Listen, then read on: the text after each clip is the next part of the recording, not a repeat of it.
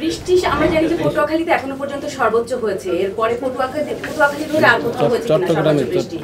চট্টগ্রামে 203 metre 3 millimetre বৃষ্টি হয়েছে টোটাল গতকাল সন্ধ্যা থেকে আজকে সকাল 9টা পর্যন্ত।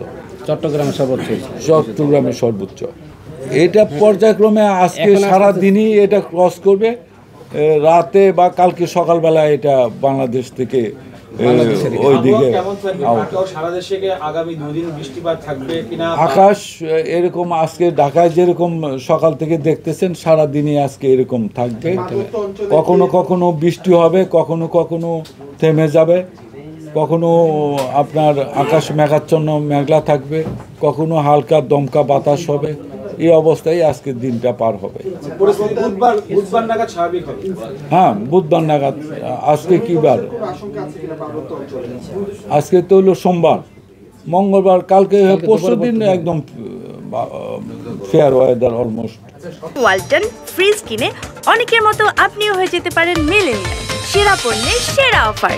ভূমিধস এখন চট্টগ্রাম এলাকায় কিছু বৃষ্টিপাত হচ্ছে। আজকে যেমন 3 ঘন্টায় 132 মিলিমিটার বৃষ্টিপাত হলো চট্টগ্রামে।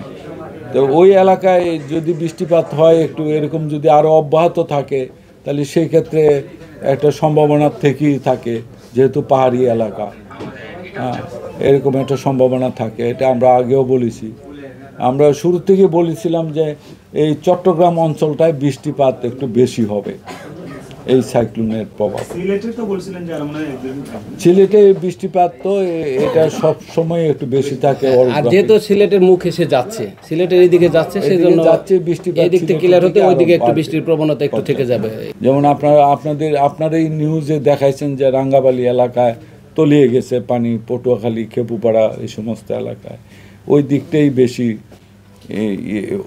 অর্থাৎ উপকূলের পুরাটা অংশই। কক্সবাজারেও আমরা নিউজে দেখেছি, আপনারা নিউজ করেছেন যে সেইখানে কক্সবাজারে কয়েকটা এলাকা বিশাল মানে পানির নিচে তলিয়ে গেছে এরকম। তো উপকূল পুরাটাই থ্রেট হয়েছে।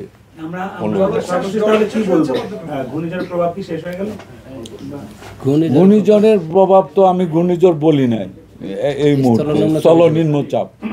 ঘূর্ণিঝড় শেষ হয়ে এটা এখন স্থল নিম্নচাপে বাংলাদেশের উপরে অবস্থান করছে।